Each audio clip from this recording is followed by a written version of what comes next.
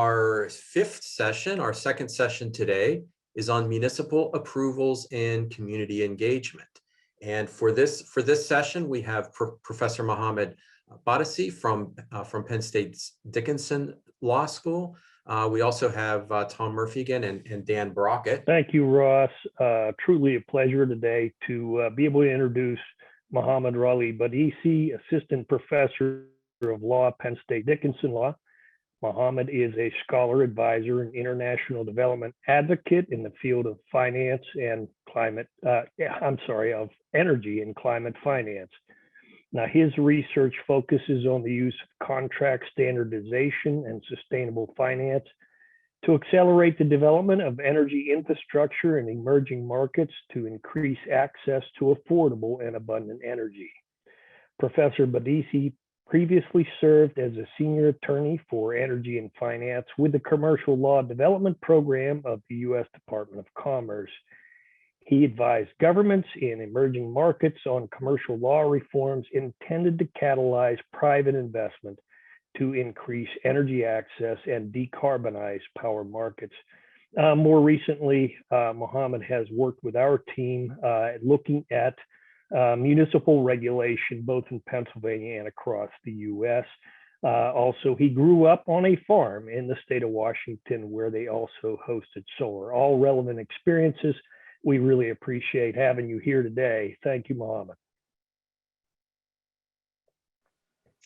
Well, thank you, Dan. I gotta say it's a pleasure. I'm excited because we've had this discussion about municipal regulation of solar in a couple different spaces, but I've noticed the active questions and I've noticed the active audience. I'm excited to have a little bit back and forth today. Just to frame the discussion for you today, what we're going to try and focus on is, I think, many of the themes that you've heard already today, the ideas of how it is that this new activity, this new type of land development, this new type of technology, even the new financing and the contract structures are interacting with the law. And the law that we're going to focus on for today's purposes is local law. And by that, I mean really municipal law. I mean, Pennsylvania is an amazing place. As a recent transplant, I've been here for 2 years. I feel like I'm slowly being adopted, but I'm still finding my way. I deeply appreciate that local governance, in the Commonwealth, it truly means local. I mean, it's not county level. It's not sort of a state level policy implemented at the local level. Here, in our state, there are decisions made at a township, at a borough, at other levels that directly impact the structuring of these solar projects. And what we've tried to do in our research here at the law school is to survey what those rules are. I mean, quite simply, our research project is to go through and read every single local zoning ordinance in the state and to determine what, if any, language there is that guides the development of solar energy projects. And notice I'm going to say solar energy projects, not just utility scale, although we'll focus on that a little bit. There's about 2,500 plus these zoning ordinances, majority of them being at the municipal level, some being at the county level, to the extent that a municipality is elected not to enact its own zoning. And what we're looking for are a couple different things. And I want to share those insights with you today because I think they're relevant for practice purposes. I think they're relevant for those who are representing project developers or landowners, or most importantly, for those who are sitting in local government, because there is, let's say, a recipe, there is a playbook for what questions need to be answered to put in place an effective regulatory regime for solar. But at the same time, it's an emerging space. There's not a lot of consistency, and there's still space for innovation. There's space where growth needs to happen, and how complete these zoning codes are for them to really be able to answer the questions that are coming up. Now, let me skip through here right to the most important detail. And some of you might have seen this before. We were lucky enough to share this information at a legislative session recently in Harrisburg. But what we found so far is that only about 1 in 10, so about 10% of the zoning ordinances in the state have any guidance, treatment, or reference to solar energy installations. Again, this is both utility scale and what we call accessory or rooftop systems. So only about 1 in 10 so far, the jurisdictions have taken the time to put in place specific guidance. Even within that pool, that limited pool where there has been some guidance provided on solar energy installations, only half of those, so 1 in 20, provide guidance on utility scale systems. They're typically termed as principal, or you sometimes see them called solar farms. We'll get to the definitions in a second. So right there, what you have in a snapshot of the reality, if you're a developer who's looking to build a project in Pennsylvania, it's highly likely, if anything, it's beyond highly likely. It's the exception that you're going to walk into a jurisdiction where the rules have already been laid out about what the requirements are for a solar energy system. More often than not, you're dealing with a conditional use permit. You're dealing with a special, request that's going to require some sort of study, some back and forth with the municipality. The same thing goes for local governments.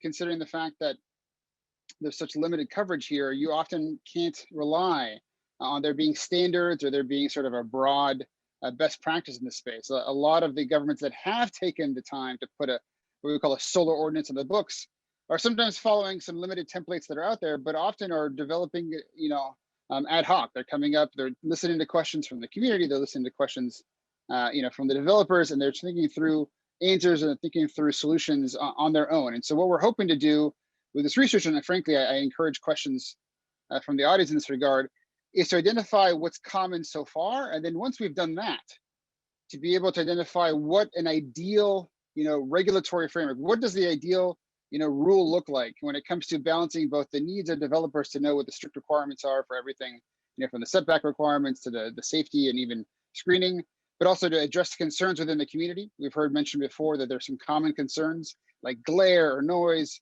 toxicity of installed equipment. And then finally, to answer the concerns for local governments, which is frankly to have an environment that works, that they don't want to have to go through months and months and months of community hearings or come up with brand new permitting requirements every time a project is proposed.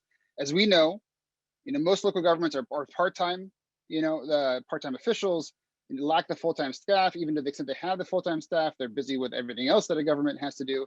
And to the extent that we're going to see the level of solar activity, the level of investment that you've been hinted at as we go along here, that much new money, that much new investment, that many new projects could easily overwhelm a lot of our zoning authorities, a lot of our local governments, to the extent they can't put some sort of predictable framework in place. So we're going to talk about what those common elements look like and sort of broadcast and I think preview even where we're going to see a lot of that regulation go if we do get to the point where a lot of the local governments are finally putting something on the book. So what's the challenge with solar? And I'm going to tell you right now, my background, I'm an energy nerd. I've done energy law my entire career, but I started in the fossil fuel space. I actually started with offshore oil and gas. I did a lot of work on coal projects. I've done work on just about everything at this point.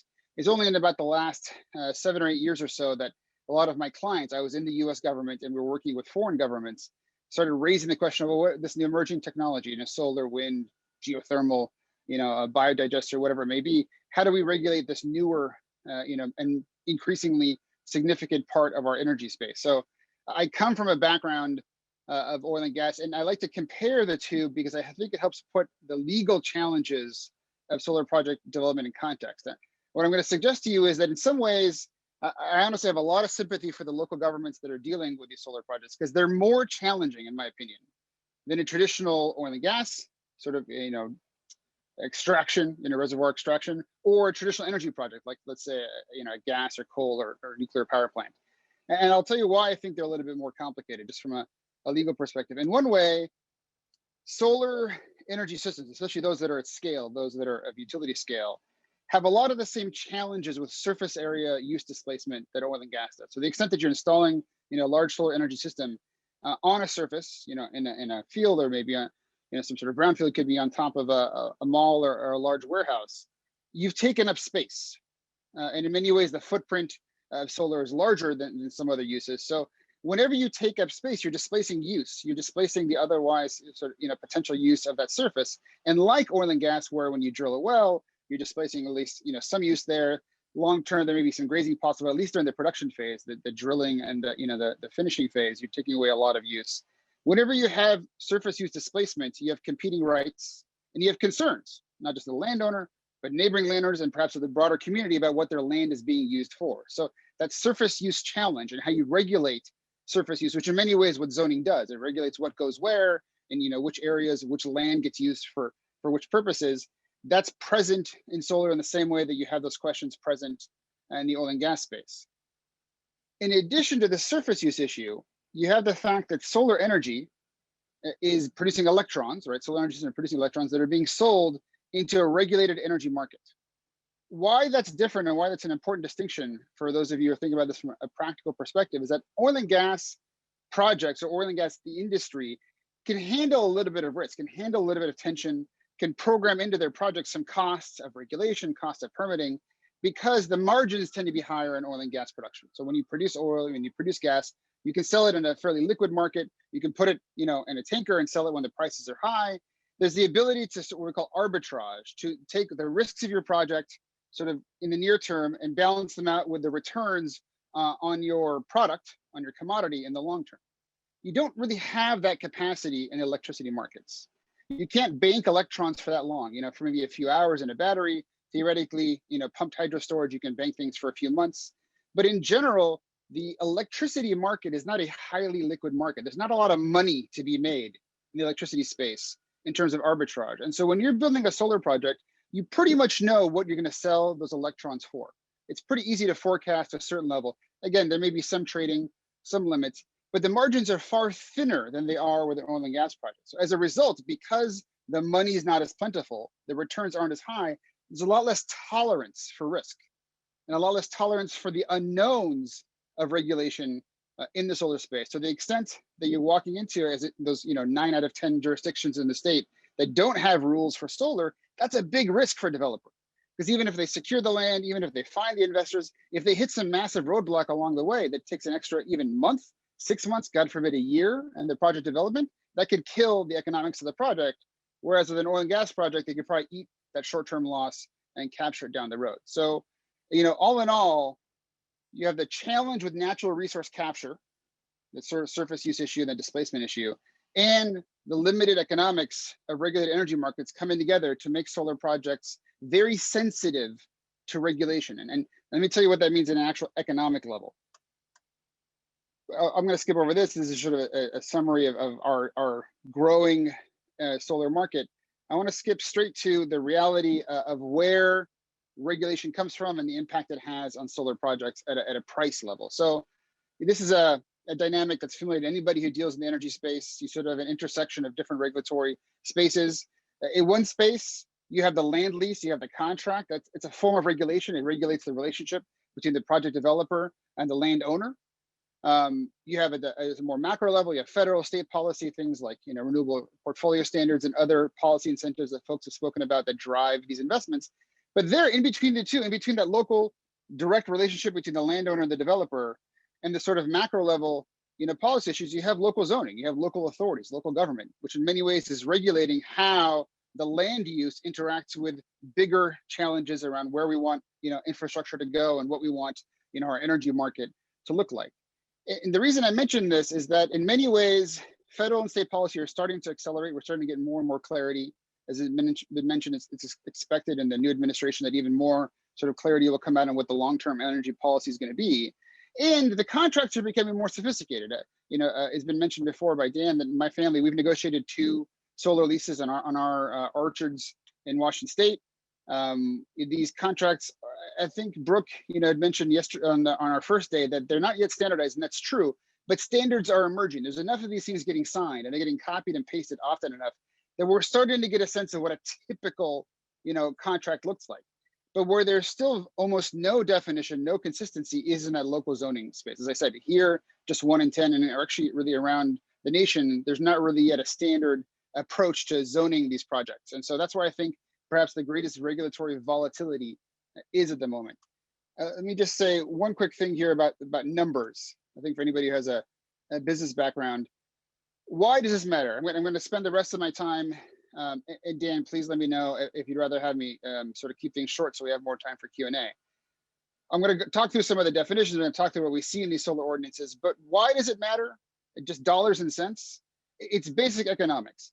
Over time, the hardware costs of solar energy systems, whether it's on top of a residential, commercial, here you see even utility scale, the actual hardware itself is getting cheaper. And by that, I mean, what you pay, the same price you pay for a panel today produces significantly more output than the panel at the same price would have even, a few years ago or 10 years ago. On average, the number that's usually quoted is that the hardware costs fall by about 18% a year. when it comes to solar photovoltaic, and even battery costs are starting to fall as well. Now, what that means, it is sort of, for the lawyers in the room, is as the technology costs fall, right, as the cost of installing the hardware goes down, the relative impact of soft costs, what we call regulatory costs, increases as a total share of project costs. So as your panels get cheaper and your inverters get cheaper and even your installation costs get cheaper, the price you pay for the lawyers to go through the permitting inspection, to negotiate the contracts, to arrange all the necessary security, the sort of mortgage, priority, et cetera, for financing, all those other non-engineering, non-hardware costs become a larger and larger share of your total project costs. And as a result, I'm not going to speak on behalf of the industry, but I've heard this from a lot of industry colleagues. Industry, the officials and, solar project developers are spending less and less time looking at the latest catalog of solar panels and more time looking at maps of regulatory districts, like which state has the most friendly regulations, which counties within a state, which municipalities within that county. They're spending a lot more time saving money by picking smart jurisdictions than they are about worrying about project design and technology. And by that, think about that, what that means for a local government. It means that your ability to bring clarity and predictability and sort of straightforward permitting procedures to this emerging space, A, will attract more investment if that's what you want, and also B, will actually make energy cheaper for your citizens. I mean, you can actually lower energy costs through effective regulation. Let's talk about what that means, but just realize that this relationship between law and energy costs is actually increasing as the technology costs become less and less significant in terms of differentiating between projects. And I see some questions popping up in the chat. Please feel free to pepper them in where I can. I'm going to monitor the chat questions and address them as we go along. And somebody's already asked, are there particularly thorough ordinances versus those that, jurisdictions that are just starting out, they can look through for templates. I will tell you right now, there is no gold standard. And let's talk about the ordinances themselves. There is no gold standard yet in the solar ordinance space.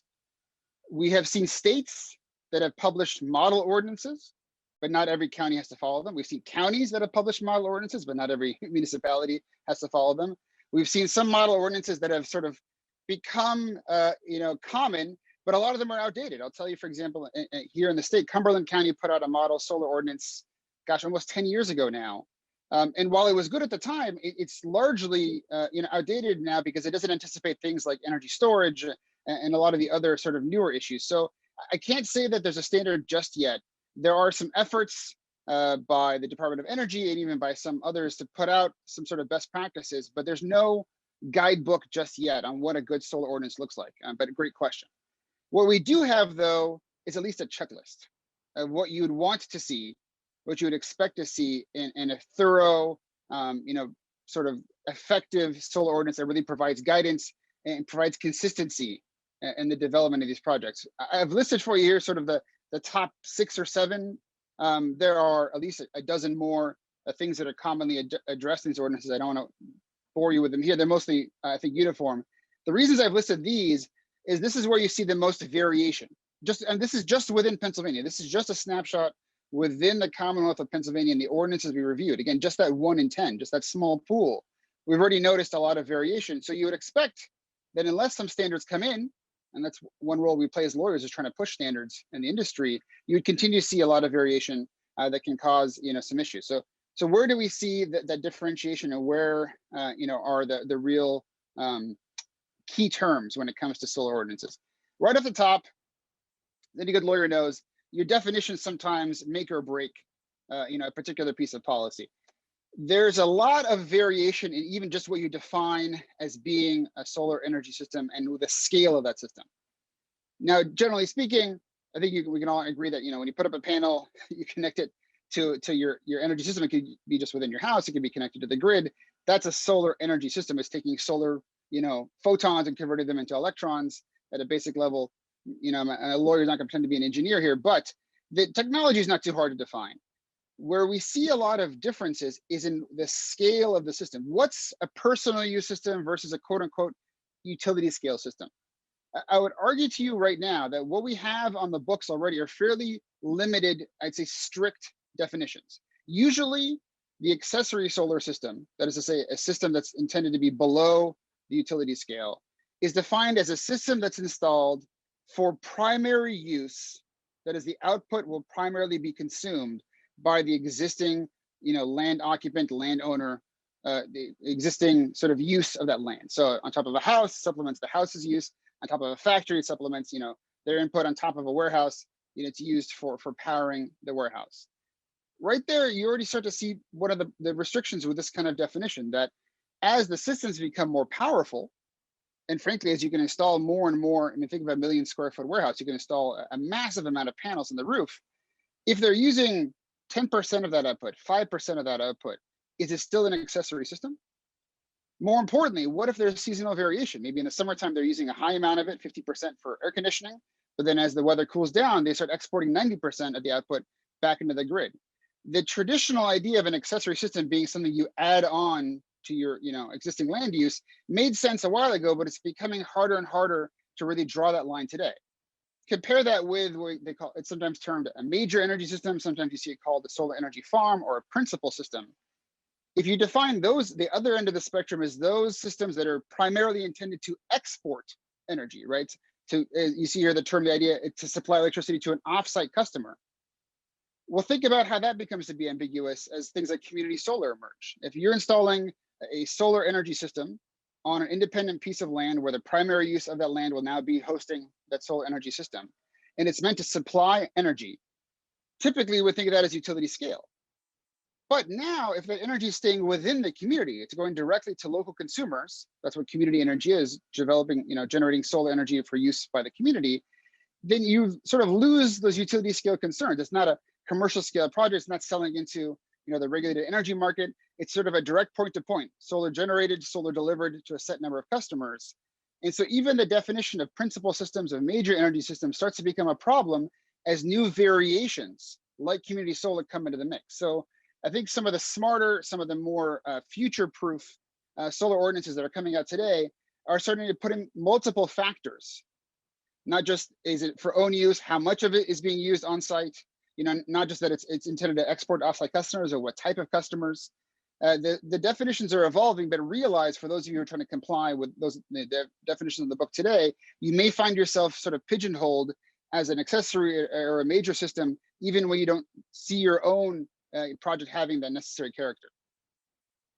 The next place where we see some variation are in setbacks, things like height requirements. I'll tell you right now, most of the zoning ordinances that we've seen adopt the same general rules for solar energy systems, be the accessory or utility scale, as for any other similar use in that zoning district.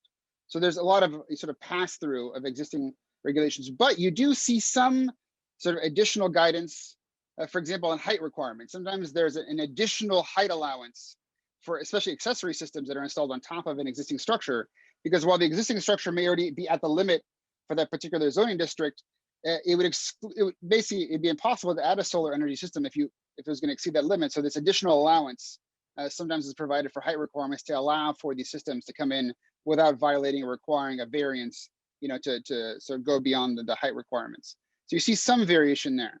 Where the variation really starts to become more significant, and I think it was hinted at by some earlier speakers, almost becomes a prohibition or effectively limits development, are things like lot size, parcel size, surface coverage, things of that sort. Let's look at this one simple sentence here. Minimum lot size, for any solar energy farm, SEF, there has to be at least a minimum lot size of 100 acres. Okay, so you cannot propose a project on a lot that is less than 100 acres. That may seem like rather benign. Perhaps they're trying to drive, development towards larger acreage. But when you consider the fact that the average land holding, especially the average farm holding in Pennsylvania is about 120 acres, it varies, which part of the state you're in, there's a pretty strict pool of land that's going to qualify for solar energy development, and with this kind of rule in place. It's going to say that smaller landowners can't aggregate their land into a larger, leasing pool to host a project. Only large landholders can host a project if they have a sufficient land holding. And why that matters is that most of the solar energy projects that have been developed to date have multiple parcels that have been leased together within a lease pool that are going to host the project. It's rarely one landholder with one large piece of land that's going to host the project. Now, I'll contrast this with where I come from, Washington State, where landholdings are typically in the thousands of acres as opposed to the hundreds of acres. It's a lot easier there to comply with this type of requirement, but it's particularly restrictive with the nature of our landholding to have these minimum lot sizes. You see something similar with what are called sort of maximum area occupancy or lot coverage limitations, where here you say the maximum area occupied by a principal system shall be 10 acres. Again, you lose the capacity for scale. This is saying that even if you had a large land holding, you can't use all of that area to host a system, which sort of drives out utility scale projects. Even though this is defined for principal systems, it's going to be hard to develop a 300-400 acre utility scale project when you have this minimum, sort of this maximum area coverage requirement. So we're starting to see this type of language, for those of you who are practitioners in the space, be the most contentious. That is most likely to rise or give rise to litigation. A lot of these kind of restrictions are being sort of challenged in the courts as maybe being takings or being even unconstitutional in some cases. So I would argue to you that you may see this type of language proliferate as different communities perhaps intentionally try to limit development, but the viability of this language and whether or not it actually serves its intended purpose is yet to really be tested in the courts. But we're starting to see it here and there. Glare reflection mitigation, I just want to mention this. And Dan, if you wouldn't mind just letting me know in the chat, I want to make sure we're okay on time. There are sort of a universal set of questions that come up with any solar project, glare being one, sound being another, water runoff management being another one. We heard the question of toxic leakage. To the extent that a solar ordinance is not only meant to provide guidance to developers, but also to satisfy the community that their concerns are being addressed, it's not uncommon to see these ordinances require that a project developer address those risks. And so here you see an example where it's saying that a principal solar energy system is required to submit some sort of study and to satisfy the zoning authority that they have determined the glare risk, if there's going to be any glare, sort of reflection of light to neighboring properties, and then mitigated that glare. Now, you see this language all the time. You see project developers have to address the glare question every time, but what you see as a response almost every time is this. The study is done, they bring in the engineers, they do some sort of vectoring different light corridors, they use some satellite studies oftentimes to determine what, if any, light would be reflected. And almost always, the answer is that there is almost no glare or reflection risk. Why does that matter? It's a common concern, but it's rarely a challenge for projects. Frankly, if you think about the technology, a solar panel is supposed to absorb light. If it's reflecting light, it's not a very good solar panel. But this also applies to the logic of sound and elsewhere. What that means is that the emerging best practice, just to go back to the language here, is to put on the developer the obligation to satisfy the government and by extension the community that there's no risk here, as opposed to a more prescriptive approach that says you must have X system in place to limit glare, like height, fences of a certain height, you must have X system to address sound, dampening. That's less likely and less common, I would say at this point. It's more common to have a performance-oriented regulation that says, satisfy us, there's no glare risk, satisfy us, there's no sound risk, satisfy us, there's no toxic leakage risk. And to the extent you can do so, you've satisfied the permitting requirement. That's probably the emerging best practice here and where you'll see most ordinances go in the near future. Another controversial space, and where I say there's not quite a lot of consistency just yet, is buffers and screening. Almost universally, for principal solar energy systems, and even for accessory systems that are installed adjacent to an existing occupant, for an industrial or commercial occupant in particular, there's some fencing requirement. That's for security purposes. There are some more creative solutions out there that are being tested about having fencing that still allows for the traversing of wildlife, but that hasn't really been sort of come a standard just yet. So fencing, not so controversial, but screening, far more controversial. You see some very restrictive ordinances that specify exactly what type of screening. For example, here you see the idea of conifer trees, the height, the density of that screening. You see more performance-oriented ordinances that simply say, you should propose a screening plan, you should propose a buffering plan that accounts for the reality of the location, if it's close to residential or if it's in a more open area. There is, I would say, a slight balance between ordinances we found that have some guidance on particular vegetation or particular screening systems, and those that are more open-ended. We haven't really seen one dominate over the other just yet. Mind you, there's a small sample pool, but this is a space, a part of the debate. I think you want to watch as somebody's providing guidance to developers that you still might find rather unique requirements in each and every jurisdiction when it comes to screening, just because there hasn't really been a standard just yet. And then finally, I want to mention that decommissioning, hot topic, major concern, justifiably so. Governments sort of being the ones that are meant to have a long-term vision and program those long-term vision requirements into their ordinance. It's almost universal. There are very few ordinances that we've seen that don't have some type of decommissioning language, either an obligation to put in place a decommissioning plan, to backstop that plan with some form of financial security. Where the challenge is, and I think where the tension is in the decommissioning space, is how much specificity, how much clear guidance can you provide either to the borough so they know that the costs are being covered, or to the developer so they know how much financial security is going to be required.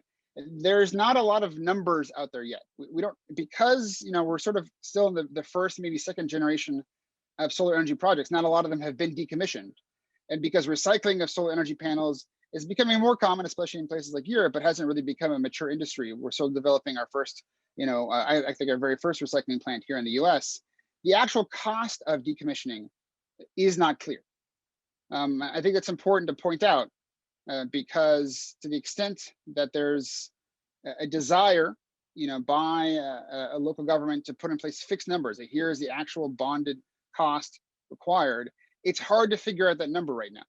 I think what's more common is to put in place some sort of long-term revision plan, whereby every 5 years, an updated estimate will be prepared based upon the best available information. And what you actually see in some ordinances is that both sides, both the permitting authority and the developer, agree to put in place a neutral third party, sort of an engineering firm or some designated third party that will update the decommissioning plan on a regular interval, and they defer to the determination of that third party so that there's not a debate every 5 years about what the numbers should be. I think that's probably where you're going to see decommissioning go, is the requirement will be there, the need for financial security will be there, but the actual bonding number will evolve over time as the costs are better understood over time. And so, you have here just an example from a sort of a well-known project that's out there right now.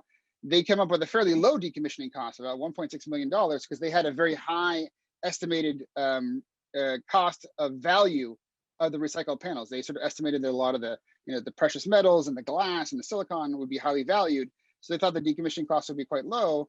To the extent that you're the township and you're trying to push back against this, it's going to be hard to find your own independent scientific basis to fight these numbers. And so I think the real short story here is that a number battle is lengthy and it's almost incoherent. There's not a lot of support there.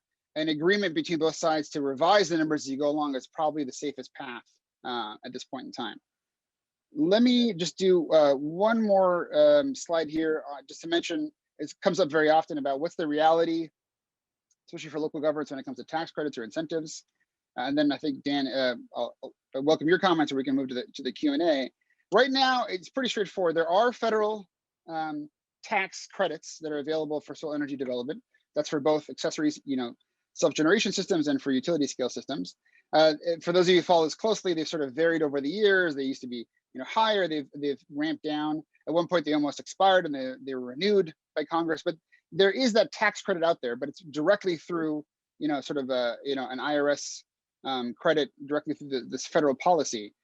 Some states, not Pennsylvania, have started to put in place local tax incentives, or at least tax advantage for solar energy projects. For example, in New York, there's a general tax holiday from property taxes, I think for 15 years for solar projects, but different counties can actually opt out of that. They can still choose to enforce the tax requirements. And a lot of places you see what's called a pilot system, or a payment in lieu of taxes, whereby solar developers can negotiate an annual payment, sort of a fixed payment in lieu of a property tax or other tax assessment. That gives them some long-term predictability in terms of their costs. It also gives the local government some sort of certainty of knowing what the revenue is going to be over time. But I will point out that even the tax treatment of these projects, and I welcome those here who are are more familiar with tax law in the state than me, is still largely undetermined. Whether or not solar energy systems are fixtures or just temporary installations, how the reassessment of this land will look like with the actual guidance given to the county assessors. A lot of that is still TBD. And so I would argue that to the extent you're trying to put into your ordinance clear guidance on tax treatment, you're going to run into some very, very significant challenges in that becoming stale or even perhaps inconsistent with the law as the tax treatment evolves over time. I'll pause there. There are some other issues. I like to mention that for those of you who are in government, who are looking to actually take the time to prepare a solar ordinance, if you're going to invest all the time in talking to developers and engaging the community, it's good to future-proof a little bit. Think about addressing things like storage in the long term, or even other uses for solar, not just for energy generation, but for things like space heating. It's nice to write an ordinance that lasts and is relevant for more than just a few years. But I recognize sometimes it's enough just to answer the questions that are in front of you right now, and that's a lot of work just in and of itself. So Dan, why don't we stop there? And I think I see some questions popping up. Yeah, some great questions popping up here. Mohamed, first of all, really nice, well done. I'd like to point out about 20% of the projects proposed in PA that are in the PJM approval process do include some sort of battery storage. And Mohamed, just asking you to guess here, but I'm guessing that a lot more will add that to their approval process in the future. So something, if not addressed, will likely be needed at some point. Yes.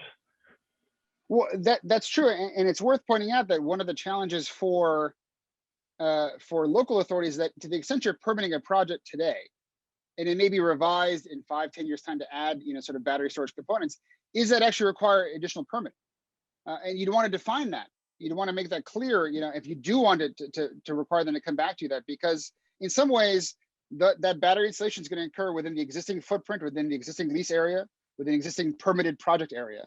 And so there's actually some debate about whether or not that requires additional permitting or not. If you can, make a good argument that it doesn't raise any new risks, it doesn't raise any new sort of considerations, at the permitting level, you may never actually see that project developer back in front of you, even if they're going to add the storage. And so if that's a concern of the government, they're going to want to anticipate and put in place that obligation to come back for additional permits when storage is added to a project. Okay. So a couple questions about those early definitions you put up there, and it's a fascinating topic, how we define things. First question here, wouldn't the accessory use system definitions naturally follow net metering rules, since these are intended to govern what is allowable as a behind the meter system without further regulation? I would add to that in some ways the state may have a definition in that I believe conservation easements are not particularly offended by behind the meter stuff. So I believe they define 50%, if 50% is used behind the meter by the farm or the household business, whatever it should happen to be, that's fine. Could you react to those? Are those reasonable solutions? Well, the direct answer is you could use those standards, but they're not being used today. Let me just be very clear about that. There's nothing that obligates a local zoning authority to adopt the utility or the state or even the federal standards around net metering. So how net metering is developed and defined at the FERC level or the state utility level. They could adopt those rules. They could say that anything that qualifies as a self-generation system under the net metering rules, it would therefore qualify as an accessory system. That actually would make sense, but we've not seen that. And it's actually fairly rare to see that, because think about it. You are then sort of subjugating your local definitions, your local zoning definitions, to a policy you don't control. And net metering, by the way, does evolve over time. We've seen already some states get rid of net metering. And so although it seems like an elegant solution, we haven't seen it used, and I would be surprised if that's the direction that the ordinances went in. I mean, it's really still on the local government to determine what they think is a self-use system, what is not a self-use system.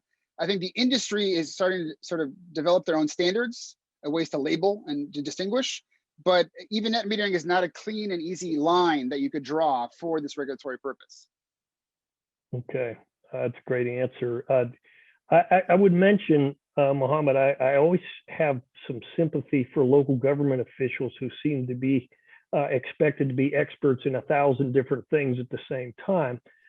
So then does it make sense for them to kind of piggyback on a state definition there, so that they don't have to answer to their own judgment on an issue? Like saying, hey, conservation easement says 50%, we're going to follow the same definition. Is that a bad, what's the downside of that, I guess? It's a totally fair question, Dan. I think maybe the best lesson there is if you look at historically with oil and gas, permitting. I think local authorities can choose to either defer to a state standard or a federal standard and adopt it, through incorporation. They can even defer to industry standards. Sometimes, for example, for fire safety and for well casing, they'll defer to industry standards. Or they can require a developer to satisfy them that the standards or the whatever particular definition is being used is satisfactory, satisfies their concerns. Telling the developer, look, tell me how you're designing this project, tell me how you're constructing it, tell me what the risks are. And when I'm satisfied, then I'll sign off. Sort of educate me is sort of one of the answers. So I think adopting, existing state or federal standards, industry standards, or asking for sort of an education from the developer are all reasonable approaches.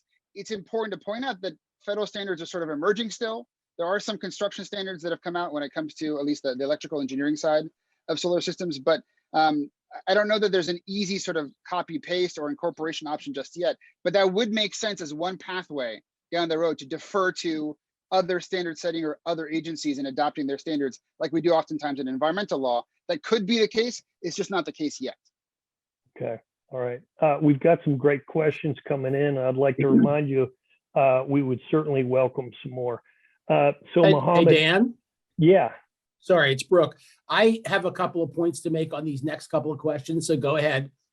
Yeah, so here's something I hear all the time.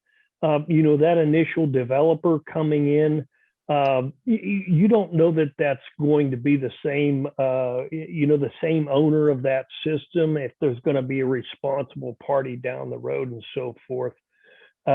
So how do local governments deal, or landowners for them, deal with that operating entity, fading away and the decommissioning cost at some point maybe exceeding the value of the system? I think it's a great question, and Brooke, I welcome your comments at the contract level. I'll say at the regulatory level, at the ordinance level, and maybe even at the state level, we've gone through this with oil and gas before, right? Oil and gas, especially unlike solar, where the sun doesn't really run out. With an oil and gas project, over time, less and less oil and gas is produced, and there's always a concern that there's no money left to pay for decommissioning. So there's a little bit less of a challenge here than I think with oil and gas. But nevertheless, I think what you see at the ordinance level in some other states, we haven't seen it yet in Pennsylvania, are things like changing control provisions, or something that says that to the extent that ownership, beneficial ownership, or a significant part of the project is being sold to another entity, that new owner or proposed new owner has to certify to the zoning authority that they can maintain the bonding requirement, they can maintain the decommissioning plan, and if they can't, then they can pull the permit. And so you can program into your ordinance, what we call it sort of a legacy or a trigger, a contingency, such that if there is a change in ownership, that there has to be a certification and a satisfaction to the zoning authority that they're going to be able to still enforce the same decommissioning requirements. And Brooke, I think you see the sending on the contract level, if I'm not mistaken. That's right. In fact, yeah, your point, you said the one thing I was going to mention, which is I think that municipal conditions, as well as the lease, but let's talk about the municipal conditions, need to have a provision that says upon every change of ownership, and you got to, of course, define what that's exactly meaning, there needs to be a new commitment given to the township that verifies, if in fact that's what they're asking for as a condition, that verifies that who they are and that they have a decommissioning plan, and if there's a bonding requirement, if the township was interested enough to require and get involved with bonding, then they should be interested enough to make sure that every time it changes hands, that the bonding is confirmed to be in existence. There's no point to a bonding requirement if you don't have a provision that says every time it changes hands, then a new bond has to be obtained, because the bond is only good from the person to whom it was initially issued. And the other issue that on the contract side, I think it's advisable practice, and I think we mentioned this a little bit yesterday when Peggy Hall was with us too, was that if you're going to get into bonding requirements in a contract, of course, you need to say a new bond gets issued in the name of the new owner every time there's a change of ownership. You just can't, that's the only way. So in addition to what Mohamed mentioned about this sort of every 5 years an updated decommissioning plan, you got to make sure you have that ironclad requirement that, you know, a bond issued to a prior owner is worthless. So, you know, or, and also keep in mind, since we're talking about bonding, and we have this bill in the legislature right now in Pennsylvania that's talking about a state requirement by law that there be some type of bonding. The question becomes, and I don't know the current language of the bill because I understand it moved yesterday and I haven't seen it, but the version that I saw was sort of implying, it wasn't more than implying, it was stating that the bond that they're talking about is some type of bond issuable to the municipality as the obligee, the party who will receive payment. Well, that's not going to do any good. The municipality doesn't have any real obligations to do a cleanup or something, which is, you know, it's the landowner to whom the bond has to be issued. That needs to be the obligee. And so there's, you know, people got to keep their eyes on the ball here with regard to what a bond is actually doing and how it works. So got to be in the name of the current owner, updated at every change, and it's got to be payable to the landowner, not the municipality. So whether it's the municipality requiring it in an ordinance or whether it's the contract requirements in the lease, you know, it's got to be structured properly. Now, there's a couple of questions here that mention this in, you know, in sort of, or implicate this exact dialogue we're having. So why don't you go ahead there, Dan, and cover those questions, and then we can. Yeah, sure. So the last one, and it certainly touches right where both of you were going. You know, suggest local municipalities only cover bonding that spans construction phase, right? And so if they don't have an ordinance that goes beyond that, you know, 20 to 30 years after construction, how is this handled? Can a surety be provided directly between the developer and the landowner? And I think that's precisely, Brooke, what you were suggesting. Right. Let's get that not only can it be, maybe it should be. That's right. And so those of you who are out there counseling landowners who may not think long term all the time, that might be your burden, right? And one more point, Dan, on that, and this person, you know, makes reference to it here who asked the question. The reason the municipality is requesting a bond here, you know, as they point out, through the construction of the subdivision land development, you know, ordinance, you know, and it's all about, you know, during the construction phase, is there going to be, you know, you're going to leave a mess that somebody, that municipality is going to have some degree of responsibility for, because the ground's all torn up and, you know, and stormwater features were not constructed as promised, yet you've created, you know, stormwater problems. Okay, that's all well and good. That's why municipalities require bonds for these short-term periods when the municipality itself has some kind of obligation to possibly, you know, clean something up. But we're talking about this long-term lease where once you're hooked up to the grid and the electricity's been flowing for a few years, the municipality has no obligation, nor traditionally, nor would they have an interest in requiring a bond, because once you've crossed that threshold and the project's done and built, this is between the landowner and the municipality. And that's the two parties who have an interest in there being a bond existing. So you need to step back a minute and say, wait, what are we talking about? What is the municipality's interest in a bond? You know, why are they getting involved in this when this is, once the switch is on and the electricity is flowing, this is between the two private parties. About the only thing that you could inject in there maybe as a municipal interest is the recycling of the panels so that they don't go the wrong place or something, if they contain something that could potentially be hazardous. And so okay, maybe there's a little piece in there. But so thinking about this, you know, as a municipal solicitor, and maybe we have some here, you know, there's some questioning you need to make about what are where what brings about the municipality's interest in various features of an ordinance or conditions in a conditional use approval, and then ask yourself, how long of a time period is that really a concern for the municipality? And is there a point at which this is just a question between two landowners? Well, with regard to Brockett, the prop. if I could just Or make between a quick private. broader point. Yes. Which is to say that, and I hinted at this earlier, but I want to make it very clear. A lot of the jurisdictions where this development is happening have never dealt with decades-long infrastructure, right? A lot of the existing zoning law, ordinance, and practice is designed on years worth of monitoring. You've monitoring a couple of years of construction, things are there. And then at that point it's built and it sort of operates on its own. It's worth pointing out that these solar projects operate on decade scale, right? 20, 30, some of them even 50 years was expected based upon their ability to install new panels.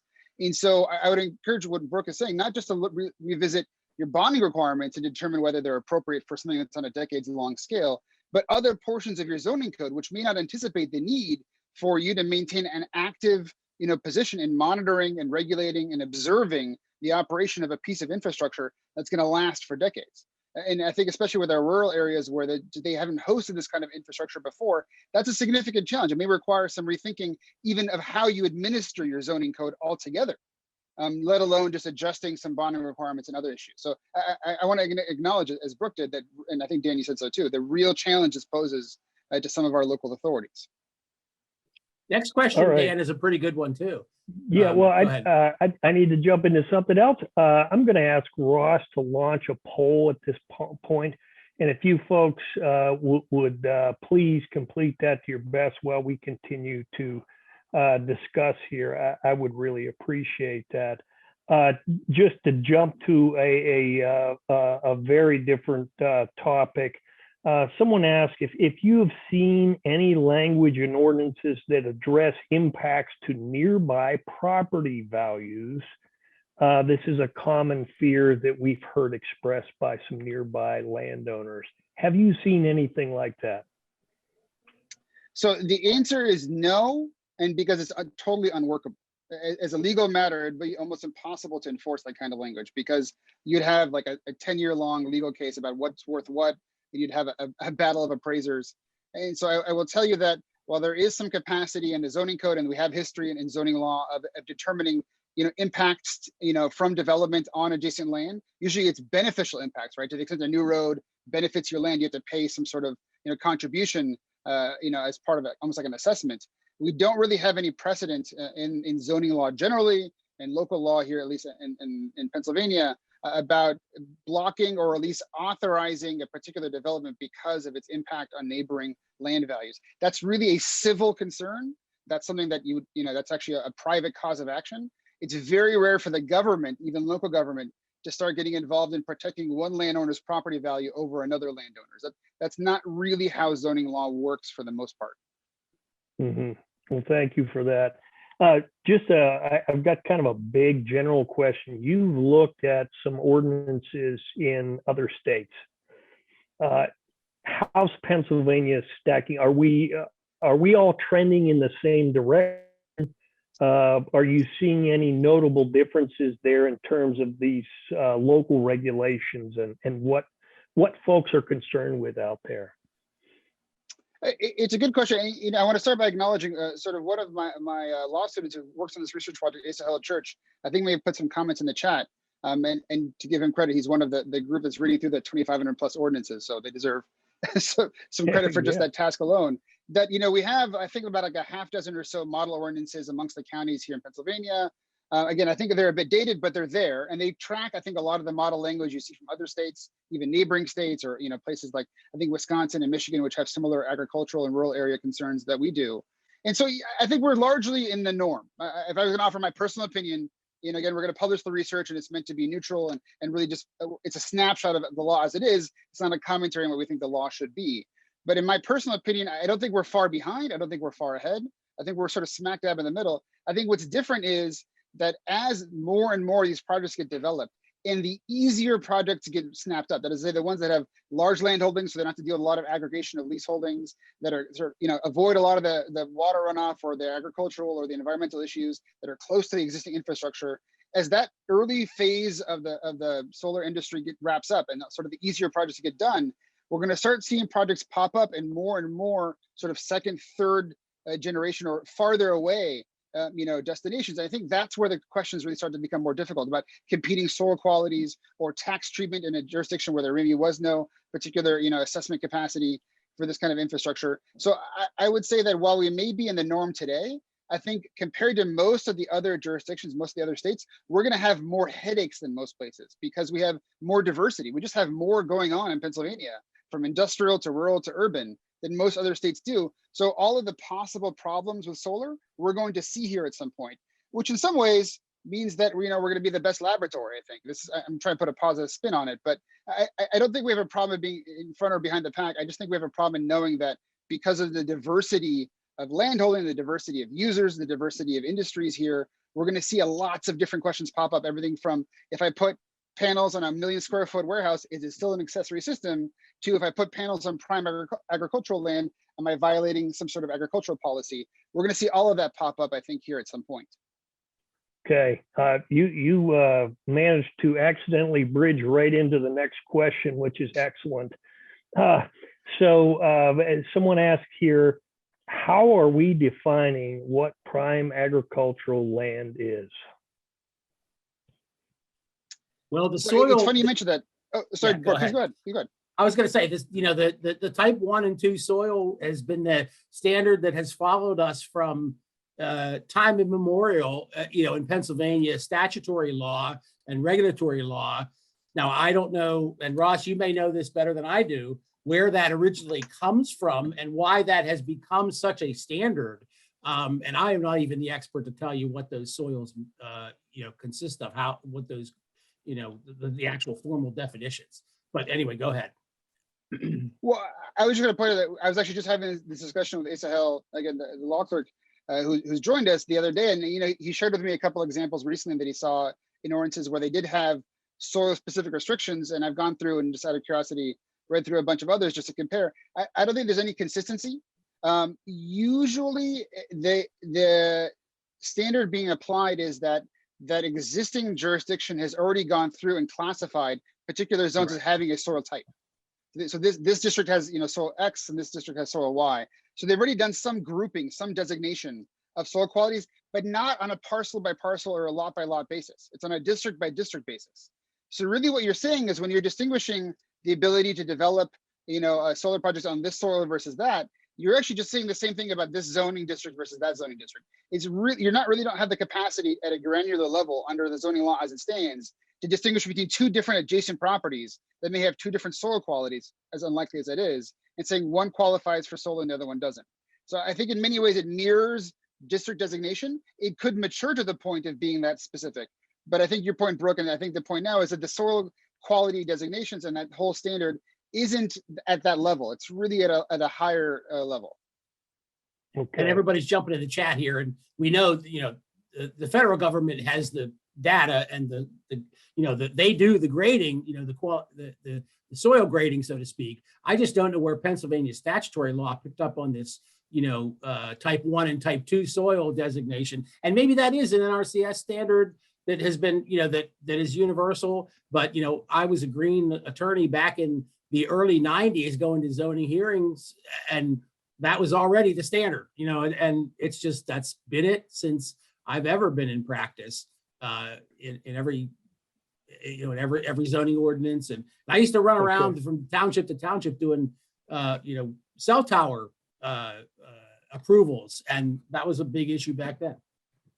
All right, so our time is wrapped up. I really want to thank you, Mohamed, for a great presentation. I want to thank you, Brooke, for hopping in. I thought we had a great, robust conversation. And now I'm going to turn it over to Ross Pfeiffer. Dan, can I say one last thing? I'm sorry. Yeah, please. A please. selfish plug. I just want to point out this is ongoing research, and what we're trying to do is capture the law as it is. If anybody here has insights, wants to share a snapshot of something they're dealing with, please reach out to us. It's a cataloging project, and we encourage every and all input from any and all sides. So just want to put that plug out there. Wonderful plug, and I appreciate it.